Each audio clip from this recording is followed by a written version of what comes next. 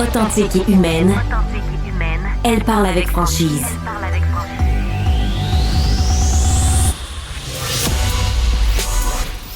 Elle traite l'information avec rigueur et efficacité. Une approche fraîchement moderne de l'actualité. Isabelle Maréchal. Faudrait pas que je m'étouffe. Non, hein? Faudrait pas que je commence à m'étouffer. Il y aurait plus personne du côté de la régie parce que faut qu'on vous raconte ça, les amis. Histoire de Bonjour. fou. Une histoire de fou, Olivier. Étais-tu témoin? Non, je n'étais pas témoin. Je l'ai appris tout à l'heure, juste avant l'émission. Tu vois, mais Florence Lamoureux était témoin Moi, j'ai complètement figé. de cet acte de bravoure. Ouais. Et là, je salue tout de suite. Et là, il était pas au courant qu'on allait commencer l'émission avec ça. Il sera pas content. Mais Sébastien, ici présent, a sauvé la vie. Sébastien Laperrière, mesdames et messieurs, notre technicien réalisateur, a sauvé la vie de Maxime, notre jeune Français là, qu'on a entendu se plaindre de la température. Eh bien, Maxime s'est étouffé avec son plat de pâtes. Maxime est toujours là. Maxime, dis un mot pour nous rassurer. Voilà. Et qu'est-ce qui... Tout va bien, ça a été Tout une va bien. grosse Qu'est-ce qui- frayeur. Raconte-nous ce qui t'est arrivé, parce que ça arrive à plein de gens. Bah, c'est un truc complètement anodin, tu manges et puis tu sais, ça passe par le mauvais trou comme on dit. Ouais. Et là, plus d'air, plus rien qui rentre dans les poumons, c'est assez impressionnant, je pense même pour ceux qui ont dû voir le tonneau, Tu c'est-à-dire sais Florence, comment on c'est- dit ça en bon québécois? Non, dis-moi. On dit on a choqué. Toi, t'as choqué sur une pâte. Exactement ça. Mais tu sais, l'air, mais tu sais, ça dure une éternité. Tu sais, genre 20 secondes, c'est une éternité. L'air ne rentre plus dans les poumons. T'étais complètement bloqué, là. T'étouffes. Ouais. Et là, à un moment donné, tu sais, je commence un peu à paniquer. Sébastien et Flo s'en rendent compte et Sébastien me prend, tu sais, par les, je sais pas comment dire, il m'entoure, en fait, il me serre hein, et puis il me lève et puis ça a permis de décoincer ce qu'il fallait, quoi. Et puis j'ai pu tout doucement respirer, mais c'était grosse frayeur. Ouais. Tout ça pendant que tu étais en ondes. Ouais. Moi, je me disais, mon Dieu, faut pas qu'Isabelle s'en rende compte. Mais moi, j'ai figé comme un chevreuil sur l'autoroute. J'ai dit, Seb. Et Seb, Un bon coup, puis t'as fait ton cours de premiers soins, de secouriste, Sébastien? Non, du tout. Du tout. J'ai une mère qui a été infirmière à l'urgence pendant des années et des années. Elle nous avait montré ça en étant plus petit.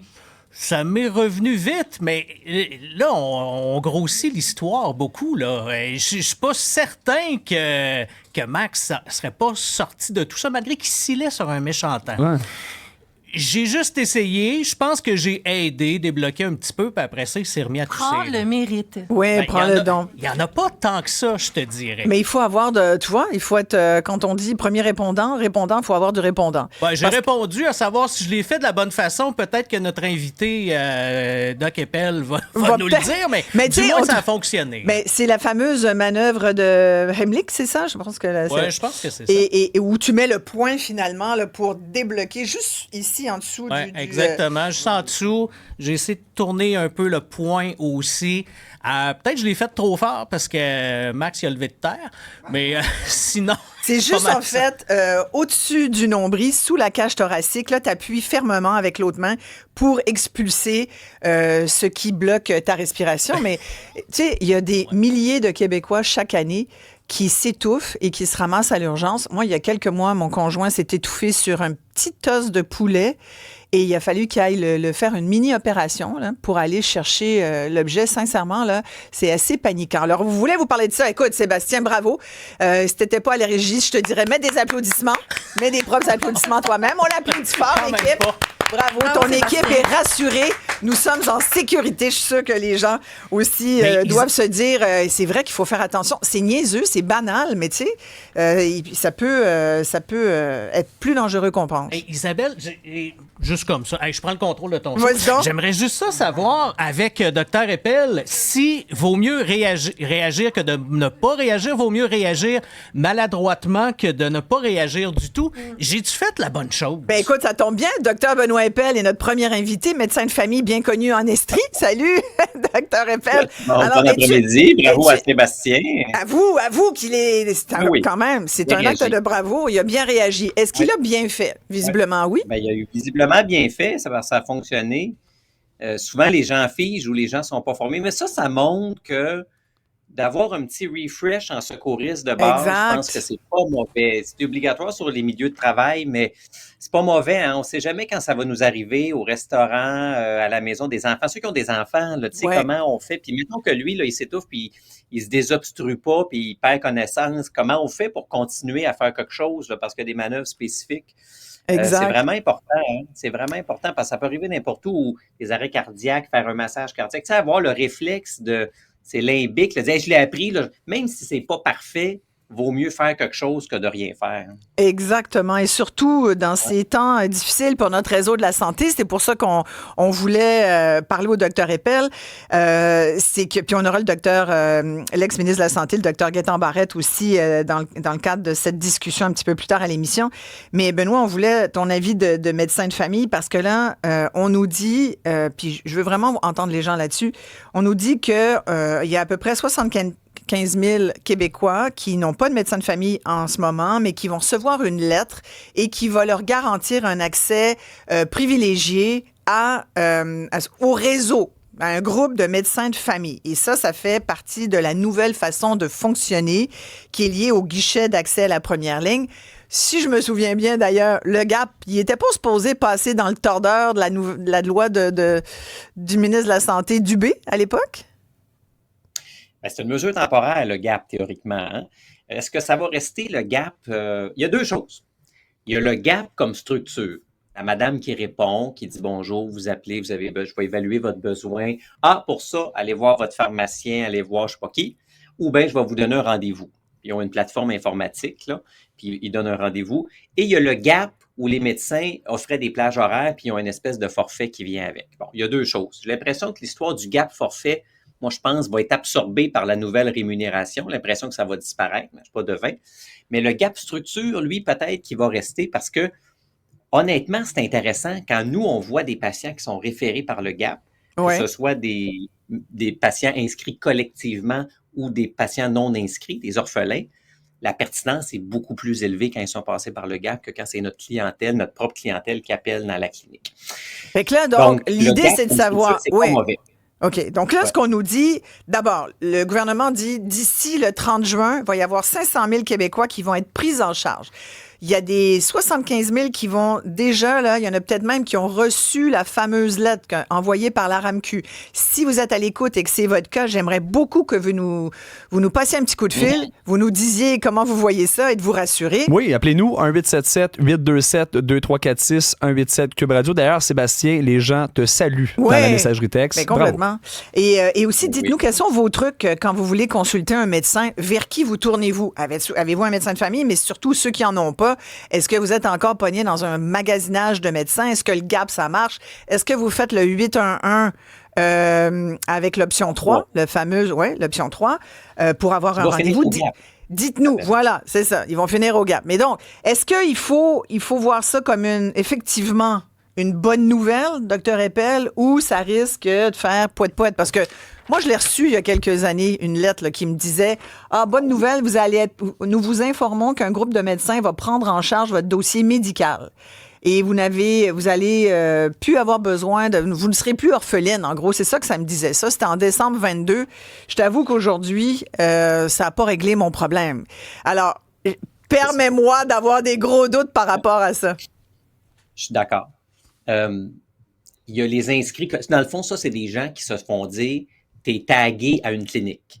Toi, quand tu as besoin, c'est le GMF des Trois Patates là-bas. Ouais. Mais pour avoir accès au GMF des Trois Patates, il faut que tu appelles au GAP. Le problème, il y a un problème en fait qui est mathématique. Les gens qui sont inscrits individuellement, ma clientèle, là, qui sont inscrits au nom de Dr. Eppel ou n'importe qui, ils consomment en moyenne 2,5 fois par année. Les non-inscrits consomment en moyenne 0,5 fois par année. Et dans les faits, quand le GAP a été mis sur place, le gouvernement disait, l'entente, c'était ça là, il y a quelques années. Si vous prenez 1000 inscrits collectifs, vous vous engagez à 1000 plages horaires. Les inscrits consomment 2,5. On offrait un rendez-vous par inscrit collectif. Ça ne fitait pas. Donc, ce qui arrive, c'est que les gens inscrits collectifs qui disaient « Super, je t'inscris au GMF des Trois Patates, j'appelle je vais l'utiliser. » Le jour où j'ai besoin, j'appelle le GAP, mais le GAP, ça marche. Ils répondent, ils évaluent, puis ils disent « Ça vous prend un rendez-vous médical? » Puis là, ils regardent dans leur ordinateur, les plages disponibles, il n'y en a pas. C'est là que ça bug. Et c'est là la difficulté. Parce qu'on peut s'inscrire les 500 000 puis dire, vous êtes tous tagués un GMF des Trois Patates. pomme. Ouais. Mais c'est quand il faut appeler, il faut que les médecins aient mis dans le système des plages horaires. Il est là Exact. tout le défi et il y a un rééquilibrage à faire entre les 2,5 en moyenne par année puis les 0,5. Puis l'autre problème, c'est que les gens qui appellent au GAP, il y a des inscrits collectifs puis il y a des non-inscrits. Fait que quand t'appelles là, la madame qui donne les rendez-vous, elle va être le premier qui appelle, première plage horaire comblée. Fait que ça se peut qu'elle comble ses plages horaires avec tous tes non-inscrits. Ah, des Mais fois, quand à le 8h30, t'as plus de place, là. C'est 5 demain C'est plein. matin, là. Ouais. Donc là, il y a un défi de pas juste les inscrire, d'offrir les plages horaires et de rééquilibrer la demande entre les non-inscrits et les inscrits. Tout le défi, il est là. On y revient, Dr. Eppel. On a des gens qui ont reçu la lettre parmi nos auditeurs. On commence avec Patrick. Bonjour, Patrick. Hey, salut. On vous écoute. Vous Comment avez allez-vous? reçu ça quand, cette fameuse lettre? Et que dit-elle, la lettre? Écoute, je pense que, écoute, j'ai la misère avec le calendrier un petit peu. Là. Je sais pas si c'est la semaine passée ou il y a 2 semaines. OK. Mais j'ai effectivement reçu la lettre. Moi, j'ai 52 ans. J'ai jamais eu de médecin de famille. Ça fait des années que je suis sur la liste d'attente. Et j'avais répondu, si je me trompe pas, c'est dans le début du COVID, de la pandémie. Là, vous allez peut-être vous rappeler plus des dates que moi, mais on avait reçu un message à propos de ça, là, de répondre à un courriel là, si on était orphelin de médecin. Puis tout ça, en fin de compte, j'avais répondu à ça. Puis, écoute, je m'en attendais plus, là, parce que quand même, ça fait déjà 6 ans passés de ça là, que j'avais répondu à ça. Fait que, mais oui, j'ai eu la bonne surprise quand je suis revenu du boulot. Écoute, comme je dis, là, c'est pas la semaine passée, c'est l'autre semaine d'avant. Mais est-ce que ça va changer? Un groupe de médecins. Est-ce que vous pensez que ça va changer votre vie, Patrick? Qu'un groupe de médecins ou qu'un groupe de professionnels s'occupe de vous maintenant? Non? Écoute, non, je pense pas, mais j'ai quand même sorti la boîte de whisky, la bouteille de whisky que je fais très rarement, et que je m'en ai mis dans un shooter. J'ai dit, je suis rendu avec un médecin. Shooter! Mais bon. Ça, c'est bon! Mais non, c'est ça. Fait que, écoute, je trouve ça bien le fun, en tout cas, au moins. Fait que j'ai pas eu affaire encore à eux, là, heureusement. Mais bon, je verrai la prochaine fois si j'ai à avoir à aller à l'urgence ou à la clinique. En tout cas, je verrai bien si ça fonctionne. Mais en gros, tout cas, ça a l'air qu'ils ont mon nom. J'ai pas besoin de me présenter pour savoir si c'est fait. Ça a l'air que c'est fait. Bon, puis là, avez-vous des enjeux de santé qui mériteraient que vous alliez voir? Bon, non, écoute, pas tant? c'est sûr que non, pas vraiment. Je garde du bois. Là. Je suis un gars qui est en santé quand même, qui est en forme, mais regarde, comme je dis, j'ai 52 ans, fait que c'est sûr que je m'en vais sur l'autre côté. Fait que, mais c'est le fun de savoir que finalement, on a répondu. Je suis plus un orphelin de médecin. Bon, mais là, parce que moi, j'ai entendu dire par le docteur Amiot, là, qui est le président de la Fédération des médecins omnipraticiens, que ça voulait pas dire que vous alliez voir un médecin. Ça veut dire que vous allez être prise en charge, tu sais. Fait que cette prise en charge-là, c'est flou, là. Ça peut être n'importe qui, mais qui est un professionnel de la santé. Auquel cas, remarquez, ça peut être bien aussi, là. Ça peut être, si on a, tu sais, des fois, on a juste une infirmière auxiliaire, ça fait la job aussi, des fois.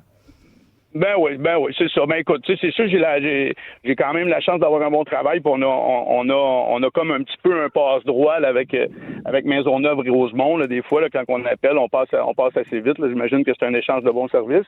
Mais moi, je pense surtout à ceux qui sont bien malades puis qui en ont pas. Puis tout ça, je trouve ça c'est atroce, là, tu sais. Fait que, mais en tout cas. Ben, hey, merci, là, Patrick. Je suis bon côté de la force, je suis bien content. Bon, ben, shooter! Merci, Patrick.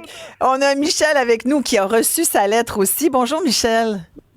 Bonjour. Ben, moi, c'est surtout pour ma mère que j'appelle parce qu'on est mon fils, ma mère et moi qui avons reçu la lettre qui dit qu'on était au GAP de Bois-des-Filions. Nous, on habite à Boisbriand. Ouais. Alors là, ma mère, elle se sent pas bien, fait que je fais le 8-1-1, option 3. Là, faut il nous pose 56 000 questions, puis à chaque question qu'il nous pose, il nous demande notre consentement. C'est très long. Il nous a envoyé à Sainte-Marthe-sur-le-Lac pour le rendez-vous, pour qu'on prescrive des prises de sang à ma mère, pour finalement attendre pour le rendez-vous à peu près 3 semaines pour avoir 2 ou 3 semaines pour les prises de sang, pour finalement que quand elle a eu sa prise de sang, le lendemain, là, ça allait été vite, parce qu'elle faisait, son taux d'hémoglobine était à 56 quand c'est 180 le minimum. Alors là, ils ont dit, vous vous en allez tout de suite à l'hôpital, vous avez besoin de transfusion sanguine. Mais tout ça pour dire que ça a été toute une aventure, que quand j'avais pas de médecin de famille, je pense que ça allait mieux. Là, ce qui est le problème, je trouve, c'est qu'il nous pose trop de questions. C'est à l'infini, puis il nous demande notre consentement à chaque fois. Est-ce qu'on peut divulguer? Est-ce qu'on peut divulguer? On appelle au 811, c'est parce qu'on veut qu'il divulgue, on veut avoir un médecin. Ouais, je comprends tout à fait. Ça, c'est intéressant. Il y a beaucoup de choses intéressantes dans ce que vous dites, Michel. D'abord, vous dites ça allait plus vite quand j'avais pas de médecin de famille. Là, vous estimez que ça vous a pas tellement aidé. Puis non, puis parce que moi, je m'attendais d'aller à Bois-des-Filions. Ouais. On m'a garoché à Sainte-Marthe-sur-le-Lac. Ouais. Pourquoi j'ai été à Sainte-Marthe-sur-le-Lac si j'ai mon gap, c'est le Bois-des-Filions? Ouais. Ben parce que ça veut pas dire que c'est votre gap à côté. Ça peut être un gap, un groupe, un GMF en fait. Là. Ça peut être un GMF. Excusez, le GMF, je me suis mal exprimée. Ouais.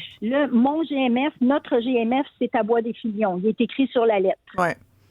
Mais il y avait probablement pas de place. Puis là, je vais me tourner, merci Michel, je vais me tourner vers Dr. Eppel parce que en fait, c'est ça qui arrive, Benoît. C'est que s'il n'y a pas de place dans le GMF, au moment où Michel et sa mère ont besoin de voir un médecin, bien là, ça va être le GMF le plus proche de l'autre GMF, j'imagine. Là, il y a comme une logique, mais elle s'est ramassée pas mal plus loin que chez elle.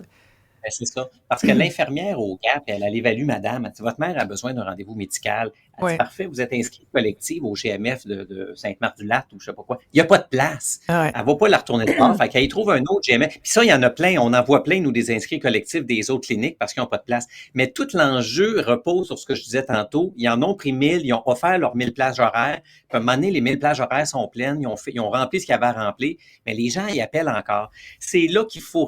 Si on veut que ça marche, là, c'est exactement là sur lequel il va falloir jouer. C'est de dire, si vous en prenez 1000, il va falloir ajuster l'offre pour que ça réponde aux besoins de ces 1000-là. Mais donc, ça veut dire que ce que tu dis, c'est que si on veut vraiment que les 75 000 qui s'ajoutent, puis là, attends, c'est une première batch, parce qu'on dit il va y en avoir 425 000 autres d'ici la fin juin.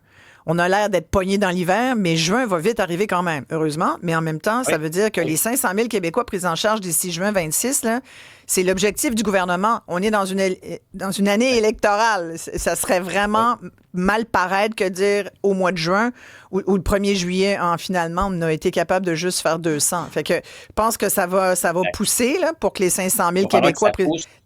Mais là, les heures, les rendez-vous, les plages, tu vas les prendre où? Est-ce que ça veut dire que parce qu'il y a cette nouvelle arrivage, ceux qui sont habitués d'avoir leur 2,5 rendez-vous, on va leur dire, écoutez, là, ça va peut-être être juste 1,5 parce qu'il faut faire de la place aux nouveaux. Comment tu vas faire ça? Ça, c'est intéressant, Isabelle. Là. Ça va être difficile, là, mais tu sais, il y a plusieurs choses à ça. Il y a un volet plus théorique. L'Institut national d'excellence santé et services sociaux a publié un rapport, si je ne me trompe pas, 2024 ou 2025, qui disait, on pourrait faire ça au Québec en augmentant globalement de 11 % le nombre de rendez-vous global. Ouais. Si on les mettait tous aux non-inscrits, on pourrait doubler l'offre pour les non-inscrits.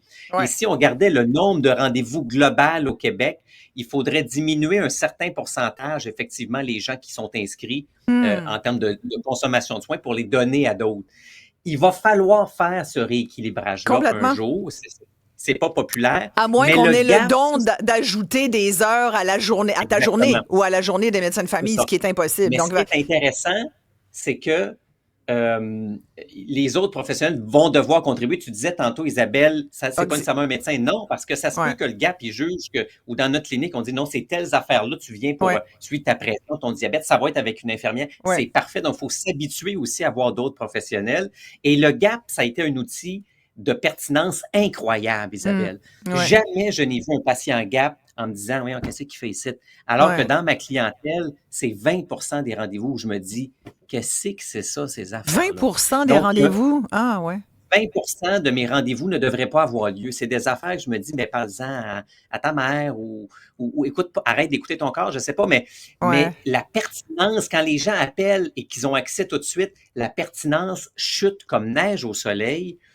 Et là, il faut se rééquilibrer ça, là, parce que ça marche pas, parce que des gens surconsomment, puis des gens qui ont des besoins qu'une hémoglobine à 58 n'ont pas accès. Ça fait pas de sens. Mais là, ce que Alors, ça il veut faut dire, ramener puis le rééquilibre. je sais que tu nous prends 2 patients, fait que je vais te laisser aller, Benoît, mais ce que tu dis, c'est que dans le fond, toi, à partir du moment où tu as une clientèle qui est inscrite et tout, tu dis en moyenne c'est 2,5, mais si la personne appelle 10 fois dans l'année, ben, tu vas lui donner 10 rendez-vous, même si, dans le fond, elle pourrait ne pas être vue. Là.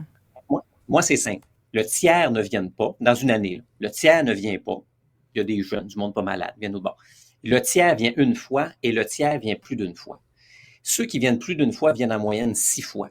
Le maximum, c'est 14 fois par année. Et Isabelle, si je prends les 10 de ma clientèle qui consomme le plus, ils consomment 40 de mes plages horaires.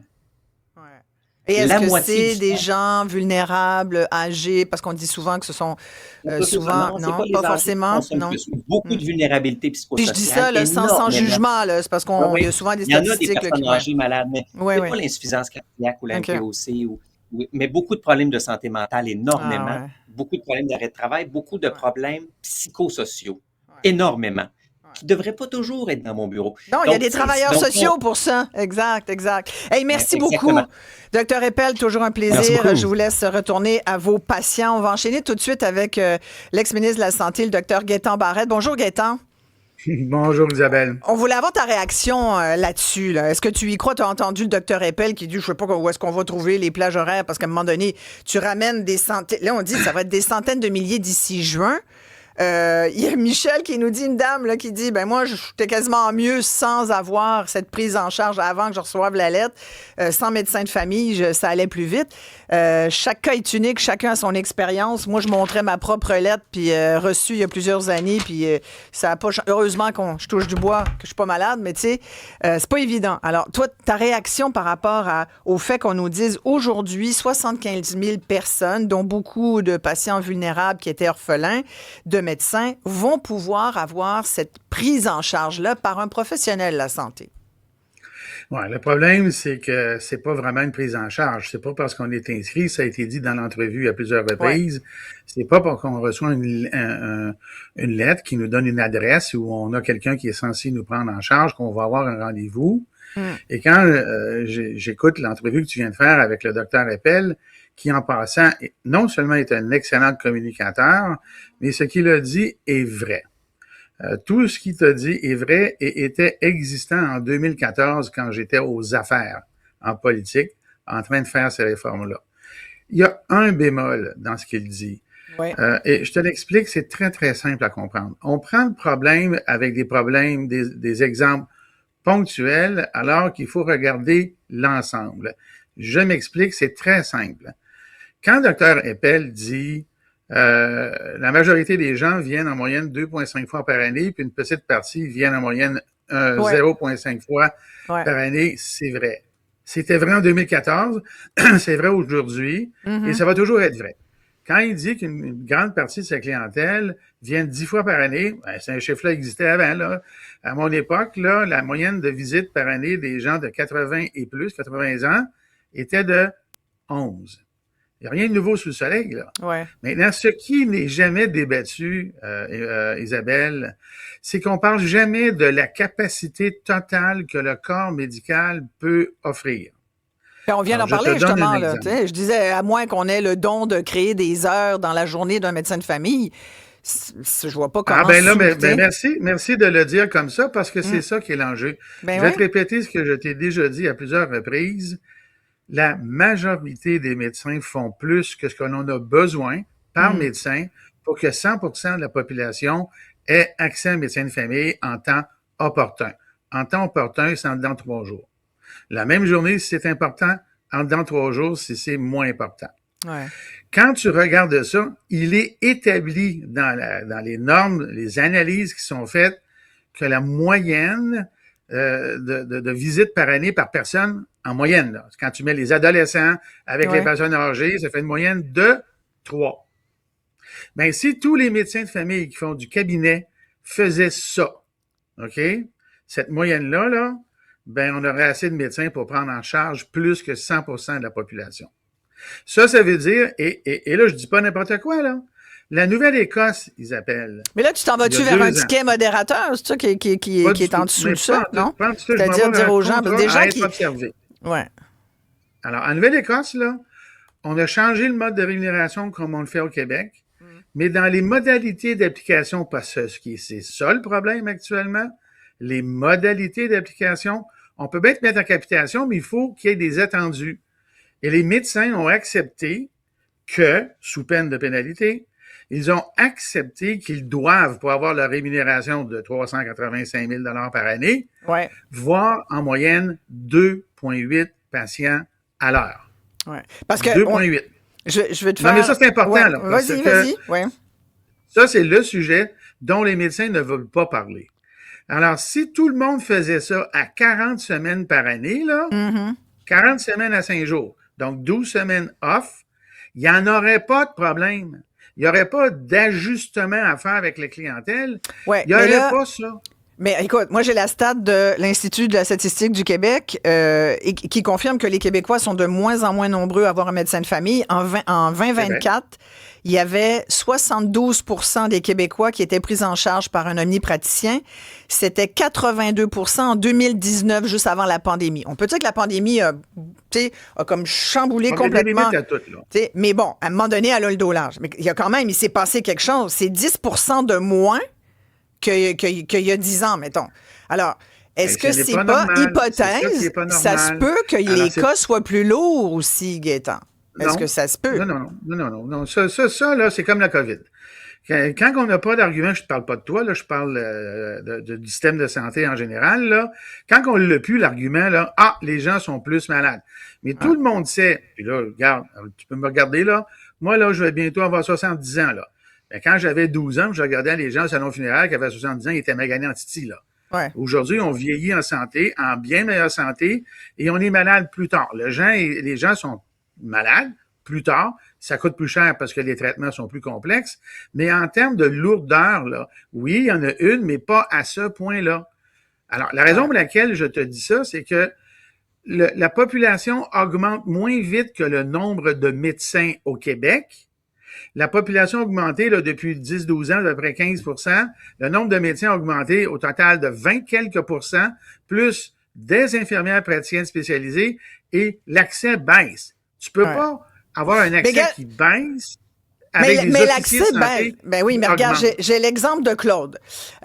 Claude est avec nous au bout du fil. Sa médecin, elle a fermé sa clinique en décembre dernier. Elle s'est jointe à un CLSC. Et là, Claude, bonjour, merci de prendre le temps de nous parler. Vous dites, là, voir un rendez-vous avec elle, c'est pas facile. Les suivis sont pas faciles du tout. Elle vous a envoyé une lettre, d'ailleurs, pour savoir s'ils sont bons les lettres, pareil. Il envoie bien du courrier. Donc, sa médecin de famille vous a envoyé une lettre pour savoir si vous vouliez continuer avec elle en CLSC. Vous avez répondu quoi, Claude? Claude, êtes-vous là? Ah, on n'entend pas Claude, je pense. Claude est-il avec nous? Bon, en fait, l'histoire, c'est ça. Et donc, depuis, est-ce qu'il est là? Vous êtes là? Je trouvais important parce que vous êtes en attente d'une chirurgie cardiaque de remplacement de votre valve aortique. C'est quand même pas rien. C'est important d'avoir des suivis. Donc là, est-ce que vous êtes suivi en CLSC avec votre médecin? Il se passe quoi? En fait, non, c'est ça, parce que j'avais déjà été mis en charge en relation avec un cardiologue. Okay. C'est le cardiologue qui me suit pour ce problème-là. Bon. Mais là, moi, mon inquiétude, c'est que je pense qu'on est en train de déshabiller Pierre pour habiller Jacques, là. Mm-hmm. Je suis un peu inquiet de la dégradation de la facilité de l'accès. Je peux pas dire que j'ai un mauvais accès depuis qu'il est en CLSC, parce que c'est juste depuis le 1er janvier. Puis d'ailleurs, j'ai pas eu de rendez-vous encore, là. Mais ça va faire quand même 2 ans, là, en février, que j'ai pas de suivi. Mais j'ai fait une prise de sang à l'automne 2024. J'ai pas eu de résultat de ça. Je me suis dit, ça doit être correct si j'ai pas d'appel.